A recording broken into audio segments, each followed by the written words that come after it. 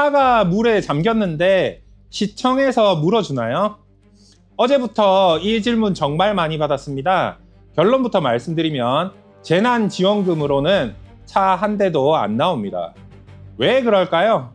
재난지원금은 재산 피해를 물어주는 돈이 아니라 집과 생계를 받쳐주는 구호금이거든요. 나라 돈이 나오는 길은 국가 배상이 하나인데 여기서 갈리는 건 막을 수 있었는데 안 막았느냐입니다. 그리고 보험도 다 나오지 않습니다. 지금부터 어디까지 인정되는지 뜯어보겠습니다.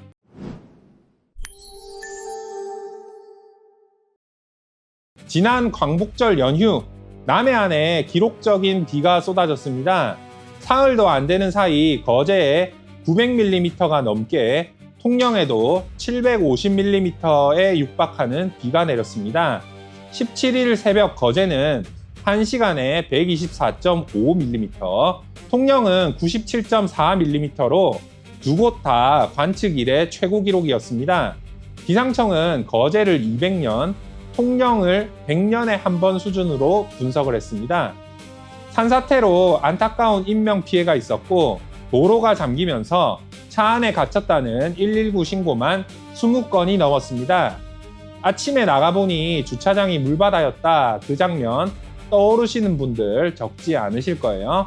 사실 이게 왜 그러냐면요, 침수 피해에서 나라 돈은 성격이 완전히 다른 두 갈래거든요.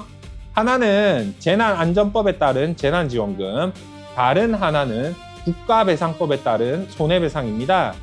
많은 분들이 이렇게 알고 계세요. 특별재난지역만 선포돼도 차도 물어주겠지. 근데 실제 법은 다릅니다. 지원 항목을 보시면 사망실종과 부상위로금, 주택이 전파, 반파되거나 침수된 경우 지원금, 주생계수단인 농림업 피해, 그리고 영업이 불가능해진 소상공인, 이렇게 짜여 있습니다. 승용차는 항목 자체가 없어요. 왜 차만 쏙 빼놨을까요? 우선순위가 잠잘 집, 그리고 먹고 사는 수단이기 때문입니다. 차는 개인이 보험으로 대비하라고 처음부터 남겨둔 영역인 겁니다.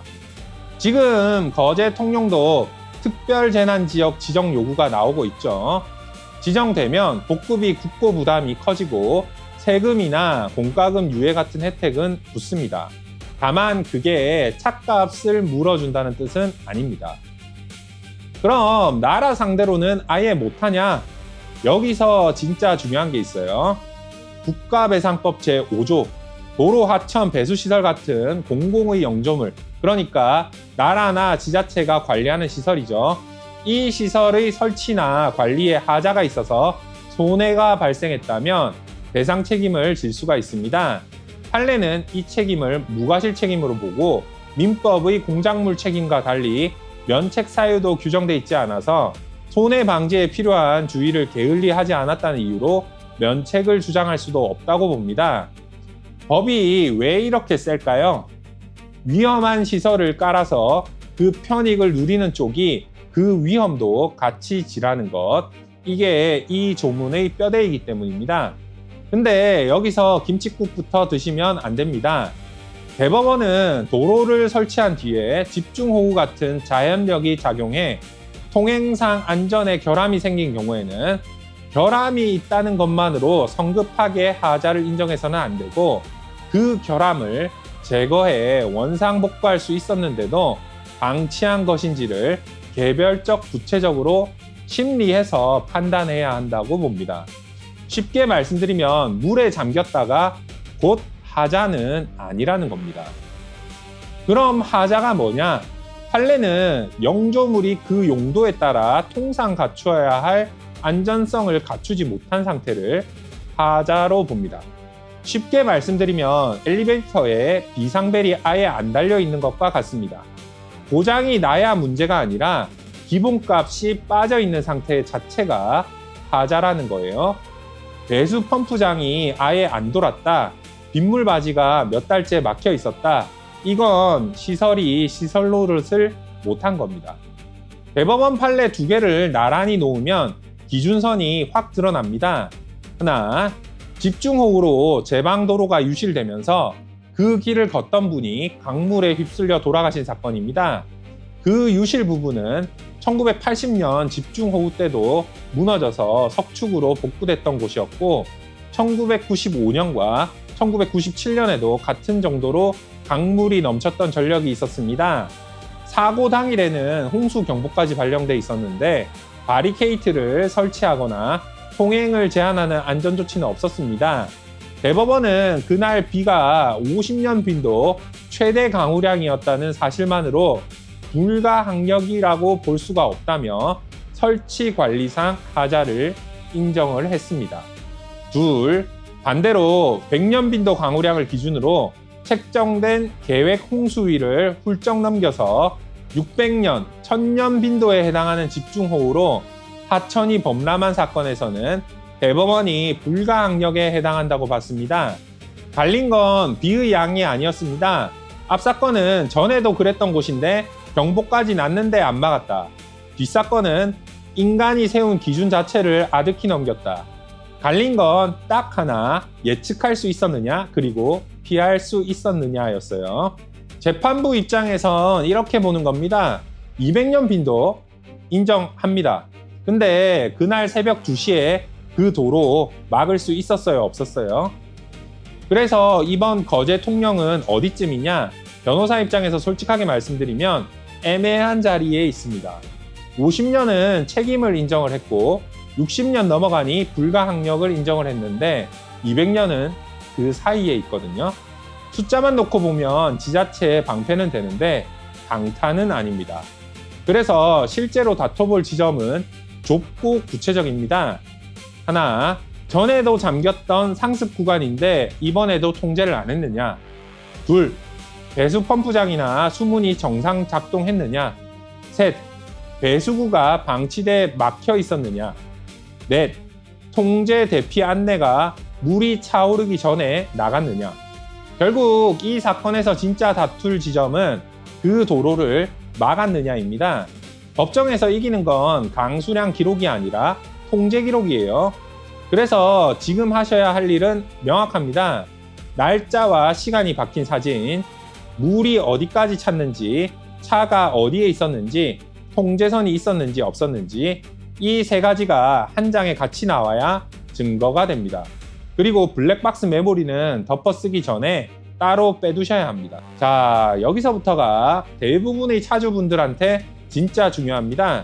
실제로 돈이 나오는 곳은 나라가 아니라 보험사거든요. 그런데 보험 들었으니 다 나오겠지 하셨다가 영원 통보받는 경우가 꽤 있습니다. 침수처럼 가해자가 없는 내 차 손해는 자기 차량 손해와 함께 차량 단독 사고 손해 특약까지 있어야 보험 처리가 됩니다. 보험료 아끼려고 단독 사고를 뺀 분들 있으시죠? 그건 안전벨트는 샀는데 버클을 안 산 것과 같습니다. 개인 대물만 있으신 분은 아예 대상이 아니고요. 가입돼 있어도 깎이는 지점이 4군데 있습니다. 첫째, 창문이나 썬루프를 열어둔 상태에서 빗물이 들어간 경우 또는 통제구역에 무리하게 진입한 경우 보상이 제한될 수가 있습니다. 둘째, 차 안에 있던 물품은 보상 대상이 아닙니다. 노트북, 골프백, 유모차 다 아니라는 거예요. 차 자체의 손해만 봅니다. 셋째, 받는 돈은 신차 가격이 아니라 사고 직전 차량 가액 한도, 거기서 자기 부담금까지 뺍니다.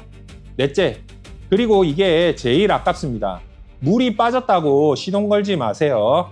최초 침수 손해는 보상되더라도 시동을 걸어서 커진 손해는 확대 손해로 보고 제한될 수가 있습니다. 손해사정 담당자가 이 대목에서 딱 보는 게 있어요. 이 차가 잠긴 시각이랑 통제가 시작된 시각, 어느 쪽이 먼저지?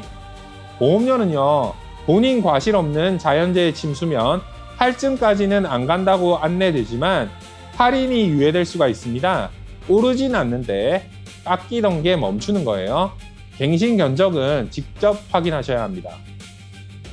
전손 판정이 나오면 두 가지가 따라옵니다. 하나는 의무입니다. 자동차관리법 제26조 2에 따라 침수로 전손 처리된 차의 소유자는 정해진 기간 안에 자동차 해체 재활용 업자에게 폐차를 요청해야 합니다. 안 하면 과태료 대상이 됩니다.